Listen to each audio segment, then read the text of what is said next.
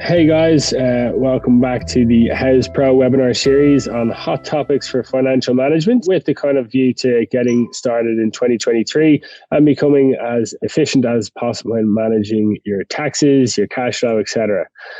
So with that in mind, today we're going to be running through cash flow, and anything that we discuss on this webinar very high level, so it's not to be relied upon for legal or tax advice. We definitely recommend reaching out to your own accountants and making sure that you're in line with what's appropriate for your business, or else get in touch with myself or Raj here. So for the third and final series, your two hosts here, and Jonathan is my name, and I work with the product marketing team in-house.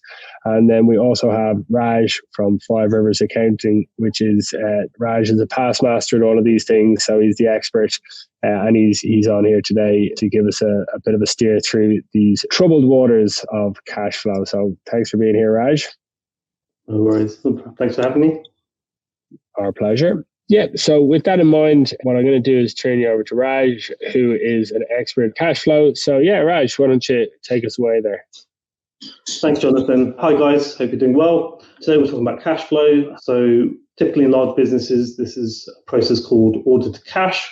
So from the point that your customer places an order, all the way from you delivering it, invoicing, and being paid. So I'm going to take some of those principles from large companies that we worked in and try and break them down to see how you can really maximize and improve on your cash flow.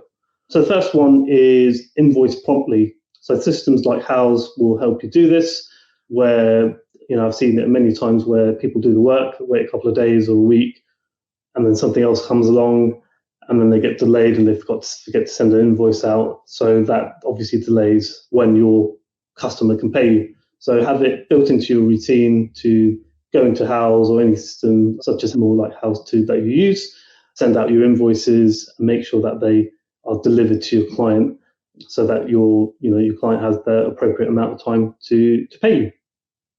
Second thing is negotiate on your payment terms. So typically when you're starting out, you may not get the best payment terms, try and win the work.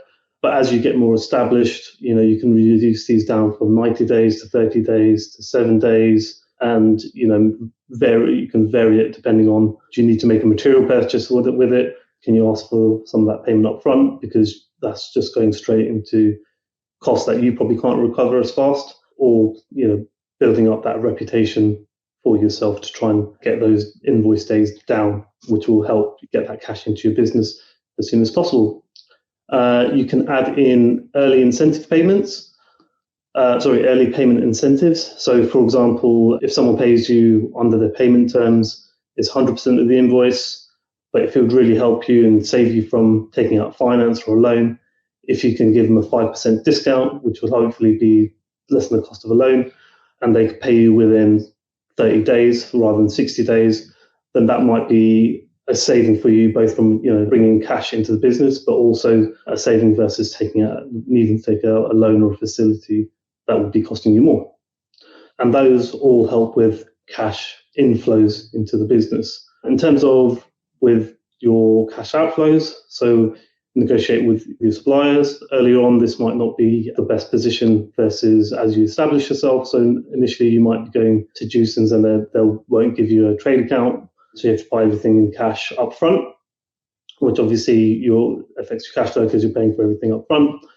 As you build your reputation, making sure that you're paying your suppliers on time, can you try and negotiate this facility a bit more, increase it, get some payment terms and some payment days there. So you're sort of managing your inflows with your outflows with your suppliers. Another thing I would say is review the profitability of your products. Say what is driving more profit, because whatever is driving more profit into your business is going to leave more cash in there versus things that have got low gross margin. So although you might be invoicing a lot, they take a lot of costs out versus something that's a higher margin, which would leave more profit into the business. So it's not always about your turnover. Definitely have a look at your profitability as well. So is there anything that you could do to change your mix? Anything that you can substitute in cost-wise to make a saving, to try and boost up your profits and that sell, and maybe even review your sales prices as well. The costs going up, your sales should your sales price should also try and match that as much as possible. Definitely good advice on that one. I do see people kind of almost like, don't want to say wasting time, but they're wasting a lot of energy in pricing certain jobs when in fact if they actually had smaller jobs but at a higher cost profit margin, that's a much more beneficial way to kind of conduct yourself. And if you are keeping an eye on things like your cash flow and keeping an eye on all of these things, it becomes easier to spot that trend that you can then maybe pivot to focus on, exactly as you said, something that's going to be more profitable, more cash flow positive.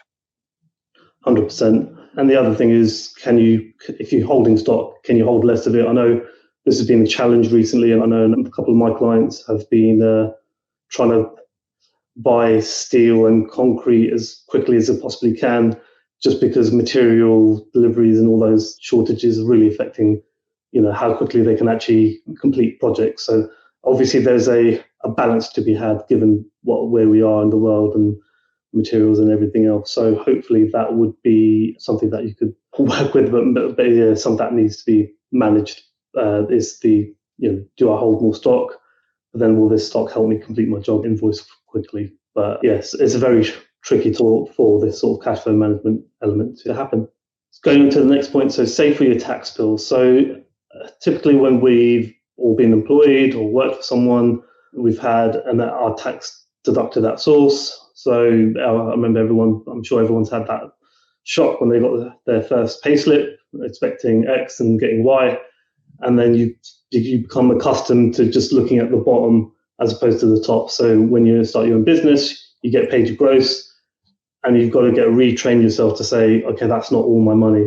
So save for your tax bills, because at the end of the year, the tax man doesn't really like waiting, and it's best to have that saved up in a separate account just to know that's not your money, it's the tax money. And that really helps at the end of the year once your tax and everything else is due. Yeah, definitely. And something we touched on in the first webinar was just how you can be more tax efficient. So definitely it's good to see it here again, just to reiterate and show how important that is and how much money you can save over the course of 12 months by being that tax efficient. Yeah, and there's some really good tips in that webinar.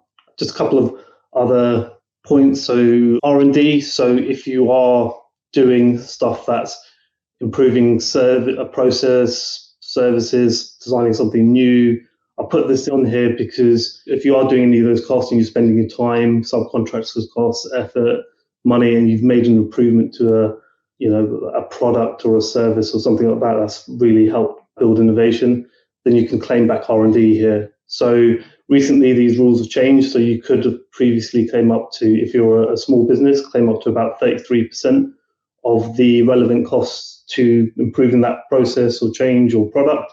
This has gone down in the recent budget, so from April 23 onwards to 18.6%. But if you haven't claimed back any R&D, you can look back 2 years and possibly claim back any cost for improving products, innovations, and anything else along those lines.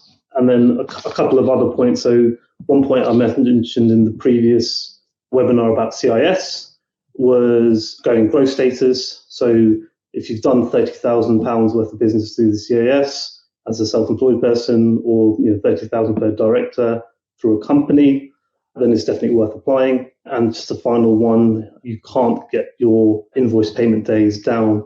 Consider maybe look at invoice factoring. But I hope that helps with some of your cash flow queries. But if you've got any questions, like Jonathan said, please feel free to reach out to either myself or the house team. Raj, thank you very much for that. And that concludes our webinar series on just how you can, maximize your cash flow, your financial avenues. So thanks for joining us. Again, this was all very high level.